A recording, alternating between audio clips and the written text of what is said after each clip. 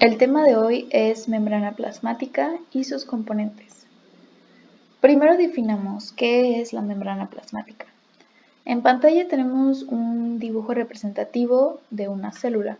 La célula, como bien sabemos, es la unidad estructural y funcional de la vida. ¿Por qué? Porque varias células pueden conformar un tejido.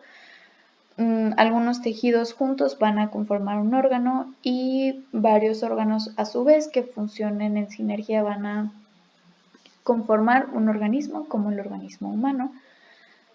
Y todo esto pues vino de la célula, de que está conformada a su vez la célula. La célula está compuesta por diferentes organelos como son el núcleo, el retículo endoplásmico, las mitocondrias, los ribosomas, el aparato de Golgi, algunas vesículas también vemos ahí en el dibujo que pueden ser lisosomas. Y uno de los organelos más importantes es la membrana plasmática, que es esta membrana celular que recubre todo lo que es la célula para tenerla compuesta como una sola unidad. Y si hacemos un zoom en la estructura se va a ver algo así. La membrana plasmática, que es la que estamos viendo pues en este video, se conforma por dos láminas. La lámina externa que está en contacto con la matriz extracelular y la lámina interna que está en contacto con el citoplasma. Cabe mencionar que si bien el tema es membrana plasmática, membrana celular, este concepto o este modelo de membrana es aplicable para otras membranas biológicas, como podrían ser la membrana nuclear, que recubre el núcleo, la membrana mitocondrial, las membranas de algunas otras vesículas, como de los lisosomas, o de otros organelos membranosos, como sería el aparato de Golgi, el retículo endoplásmico, etc. La característica que puede tener la membrana biológica dependiendo al organelo al que pertenece, pues ya puede variar en componentes, pero en sí el modelo es este, que se conforma, como dije, por estas dos capas. Por lo mismo se le conoce también como bicapa lipídica por los componentes predominantes. Y pues vamos a comenzar a explicar primero sus propiedades y después sus componentes uno por uno y la función que estos le confieren. Entre sus propiedades tenemos que tiene una permeabilidad selectiva, es decir, si bien la célula es una unidad de vida, necesita estar en contacto con el espacio extracelular, con otras células, células muy distantes de esta. Entonces necesita que haya un paso de solutos, de electrolitos, de sustancias, de moléculas, incluso de agua que puedan pasar por la membrana.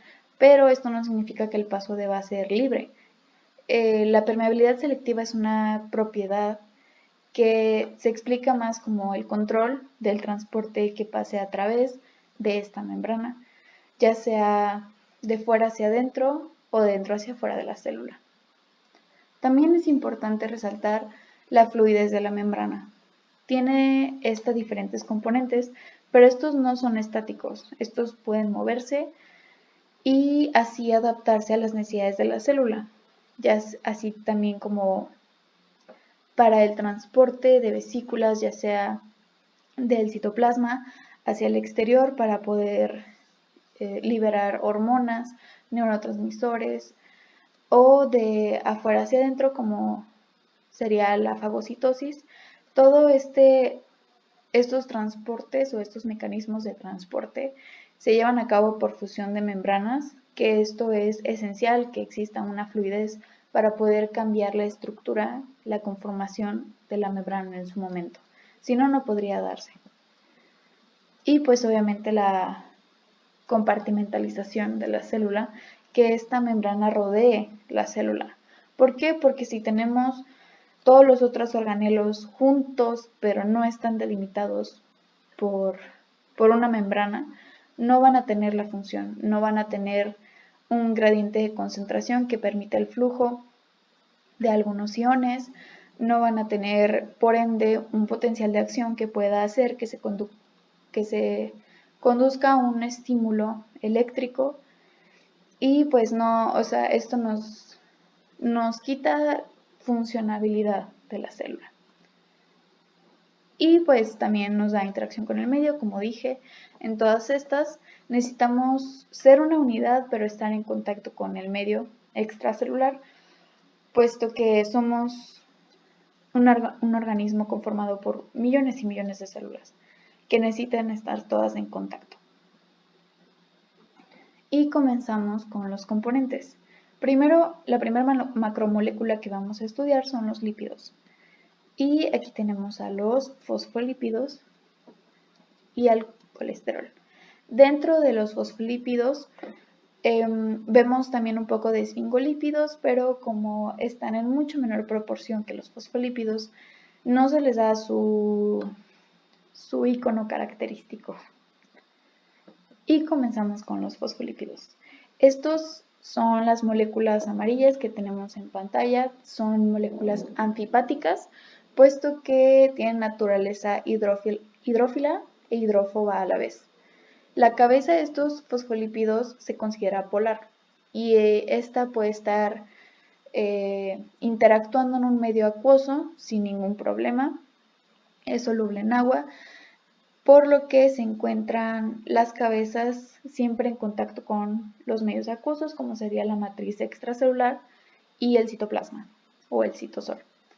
Mientras que el cuerpo apolar o las cadenas apolares, que son hidrófobas, es decir, todo lo contrario, no son solubles en agua y no se manejan bien en un medio acuoso, por lo que los fosfolípidos están contrapuestos de esta manera. Las cabezas polares están hacia afuera en los medios acuosos, mientras que las colas o los cuerpos hidrófobos se encuentran hacia el centro, donde no es un medio acuoso. Las colas, las cadenas o los cuerpos están dados a esta naturaleza hidrófoba, puesto que están hechos de puras cadenas hidrocarbonadas sin grupos funcionales que les puedan conferir algún tipo de polaridad, mientras que la cabeza polar de los fosfolípidos tiene un glicerol, que es un alcohol, tiene un grupo fosfato y tiene una molécula que puede intercambiarse, es decir, le da la identidad al fosfolípido. Esta molécula puede ser, por ejemplo, una fosfatilcerina para hacer un fosfolípido que específicamente sea fosfatilcerina, así como también etanolamina para hacer fosfatiletanolamina, inositol para hacer fosfatilinositol y colina para hacer fosfatilcolina, que vemos en el recuadro de esta parte.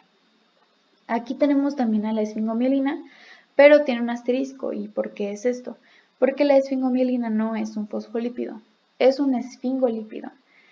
Es una estructura diferente, similar, pero está conformada por ceramida, un grupo fosfato y una molécula de colina.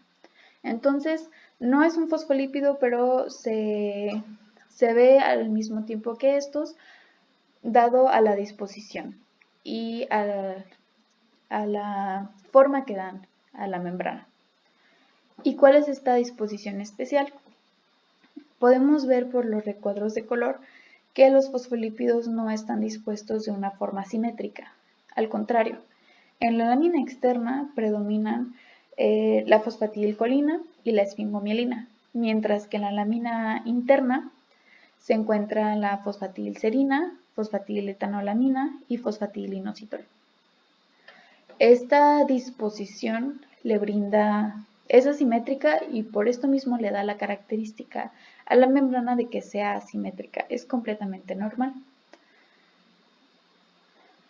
En algunas células que son apoptóticas o que se encuentran en un proceso de muerte celular programada, se ha observado que se encuentra el fosfolípido fosfatilcerina en lugar de la lámina interna, en la lámina externa. Es decir, si fosfatilcerina se encuentra en la lámina externa, esto es un indicador de que la célula ha vivido su ciclo de vida y está lista para hacer apoptosis, un proceso normal en todas las células.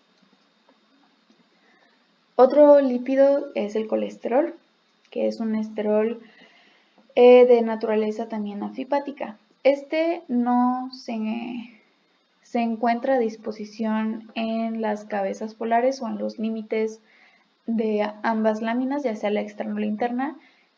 En cambio, se encuentra en medio, entre las colas o los cuerpos hidrófobos de los fosfolípidos, especialmente si estas cadenas de ácidos grasos tienen alguna insaturación. Es ahí donde se posiciona el colesterol. Esta posición limita un poco el movimiento y le proporciona rigidez a la membrana. Esto no es algo malo. Necesita nuestra membrana estar en un balance entre no ser muy rígida y no ser completamente acuosa. Necesita tener soporte y estabilidad, y para eso está el colesterol. Una membrana que tenga muy poco colesterol va a ser muy acuosa y muy lábil, mientras que una membrana que sea muy rica en colesterol va a ser muy rígida y también no es óptimo. Así que se busca un balance en esta molécula. Otra macromolécula o tipo de componentes son las proteínas. Primeramente en esta parte vemos a las proteínas periféricas, y aquí grande en el diagrama vemos a las proteínas integrales, que estas no son nombres de proteínas, sino son tipos de las proteínas que existen en la membrana dependiendo de su posición. Y primero vemos a las proteínas integrales. También se les llama transmembrana. ¿Por qué? Porque como se ve en el diagrama, atraviesan la bicapa lipídica. Estas, por misma estructura, pueden servir para recibir señales ya sea de hormonas, neurotransmisores u otras sustancias que se utilicen para la comunicación intercelular, y estos receptores pueden atravesar una o más veces la membrana. Un receptor muy estudiado y muy famoso es la proteína G, unidad receptor, y ese atraviesa la membrana 7 veces. Las proteínas transmembrana también fungen como un conducto. Como atraviesan toda la membrana, la sustancia que se utilice o se quiera transportar puede conducirse a través de la membrana celular sin siquiera estar en contacto con los fosfolípidos que la rodean. Es como un tubo, un conducto. Otro tipo de proteínas integrales son aquellas ancladas a lípidos, que se unen a los fosfolípidos adyacentes por medio de enlaces covalentes. Un ejemplo para poder comprender mejor este tipo de componente es la proteína anclada glucosilfosfatilinositol, que como vimos en pantallas anteriores es un lípido. Entonces, proteína anclada a lípidos. Una pequeña correlación clínica es que en algunas personas o pacientes que tienen deficiencia en esta proteína en las membranas celulares de sus eritrocitos, esta deficiencia hace que los eritrocitos o los glóbulos rojos sean un poco más lábiles o tengan una mayor susceptibilidad a ser destruidos, lo que causa que haya hemoglobina en la orina, y pues a este síndrome se le llama hemoglobinuria paroxística nocturna. Es únicamente para poder comprender un poco más la función estructural que pueden tener las proteínas ancladas a lípidos. Y ahora vemos a las proteínas periféricas. Estas, como se ve en la imagen, pueden estar ya sea en la lámina interna o en la lámina externa de la membrana, pero no la atraviesan. Están únicamente en un polo de esta bicapa. Las que se encuentran en la lámina interna con cara al citoplasma pueden ser proteínas que tengan función enzimática y ayuden a catalizar reacciones metabólicas dentro de la célula. O también pueden ser proteínas del citoesqueleto que pues le brindan estabilidad a todo el citoesqueleto pues de la célula. Y la última macromolécula son los carbohidratos. Los carbohidratos, en contraste a las proteínas y a los lípidos, no se encuentran solos en la membrana plasmática, sino se encuentran conjugados. Como aquí podemos ver un glucolípido y en esta parte podemos ver una glucoproteína. Son carbohidratos conjugados a su vez con lípidos y proteínas. Los glucolípidos son el 10% de todos los carbohidratos que se encuentran en la membrana celular, mientras que el 90%, que es la mayoría, se encuentra en forma de glucoproteínas. Todos los carbohidratos que se encuentren en la membrana plasmática se encuentran en disposición hacia la membrana, hacia la matriz extracelular, perdón. Es decir, están únicamente del lado externo, lo que hace que se forme una película que recubre la superficie más externa de la célula, a la que se le llama glucocáliz o glucocálix.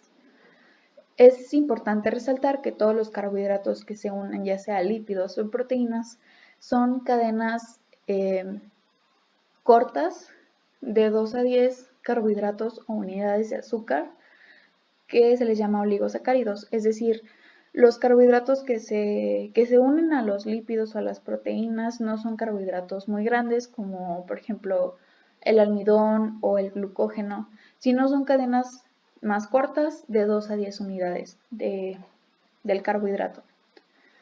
¿Y para qué nos sirve? ¿Cuáles son sus funciones? Primeramente es la adhesión y también dentro de esto va la interacción con la matriz y todo el espacio extracelular. Un ejemplo muy importante son los antígenos determinantes del tipo sanguíneo, porque en este ejemplo podemos pensar que una célula tiene un carbohidrato hacia su exterior, que es el antígeno determinante en cada uno de nuestros eritrocitos.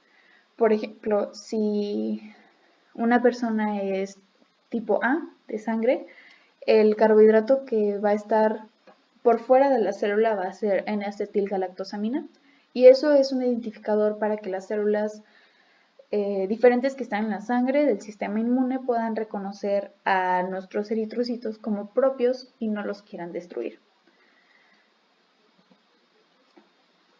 Un apartado especial en este tema son las balsas lipídicas o cúmulos lipídicos, que es un tema un poco controversial debido al estudio, a la dificultad de su estudio en laboratorio, pero principalmente, ¿qué son? Son microdominios que son ricos en esfingolípidos y colesterol, es decir, también se les llama cúmulos. Entonces es un cúmulo en la membrana que es rico en esfingolípidos y colesterol en esa zona determinada. ¿Y cuál es su función? Son diferentes funciones, de nuevo, por la controversia de su estudio. Están varias como a definirse, pero principalmente es el transporte de colesterol, la endocitosis, que es un tipo de transporte de vesículas de fuera hacia adentro de la célula por medio de fusión de membranas, y la transducción de señales. Las balsas lipídicas se pueden dividir en 3 tipos. El primer tipo son los planos, es decir, únicamente hay un cúmulo de estos componentes en la membrana y no causan ninguna deformación en la bicapa lipídica. El segundo tipo son las membranas ricas en esfingolípidos, que pues como su nombre lo dice, es una zona determinada de la membrana donde hay una mayor cantidad de esfingolípidos. Y el tercer tipo son las caveolas. Como podemos ver en el dibujo, estas sí causan una deformación a la membrana y hacen una pequeña invaginación, un pequeño pozo en la bicapa. Y pues dentro de estas se encuentra una proteína integral, porque vemos que cruza las dos láminas, que se llama caveolina. Estas caveolas pues tienen la misma función de las balsas lipídicas y se encuentran principalmente en células endoteliales. Así también es importante resaltar que los ácidos grasos que están dentro de los fosfolípidos de esta invaginación de la membrana son ricos en ácido araquidónico, una molécula especial que es precursor para hormonas y prostaglandinas y otras sustancias importantes para la homeostasis y regulación de nuestro cuerpo. Y ahora el resumen. Tenemos a la célula, que es la unidad funcional y estructural de la vida. Está formada por diferentes organelos y uno de ellos es la membrana plasmática. Esta está formada por 2 láminas, una externa en contacto con la matriz extracelular y una interna en contacto con el citoplasma. Tiene propiedades como organelo, en la que es fluida, existe movimiento entre sus componentes, tiene interacción con el medio. Esta interacción o el transporte de sustancias, ya sea en iones, moléculas o incluso el agua, es selectiva y pues tiene también como propiedad la compartimentalización, es decir, encierra la célula como una unidad, pero manteniendo el contacto regulado con el medio exterior. Sus componentes primero son lípidos, entre ellos mayormente fosfolípidos, que son moléculas anfipáticas por su cabeza polar, hidrófila hacia los medios acuosos y su cuerpo apolar, hidrófobo, que están contrapuestos y se encuentran en el espacio de en medio entre las dos láminas. Su disposición es asimétrica, lo que le da igualmente una característica asimétrica a toda la membrana celular.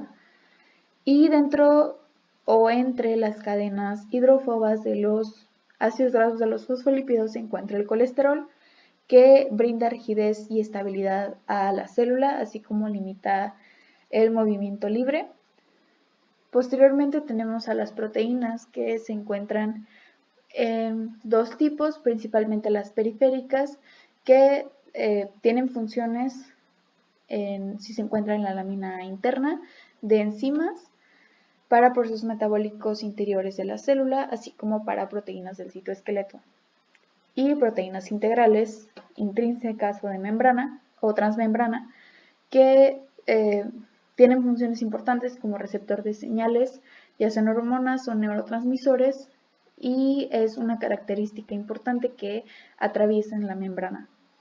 De esta forma también se pueden utilizar como un conducto directo para especiales iones y moléculas que requieran este tipo de transportador adaptado para poder entrar y salir de la célula. Otro tipo de proteínas integrales son las proteínas ancladas a lípidos. Después tenemos a los carbohidratos, que se encuentran únicamente conjugados, ya sea por proteínas que conforman el 90%, las glucoproteínas de todos los carbohidratos, o ya sea el carbohidrato unido a lípidos y formen un glucolípido, que es el 10% restante de todos los carbohidratos de la membrana celular.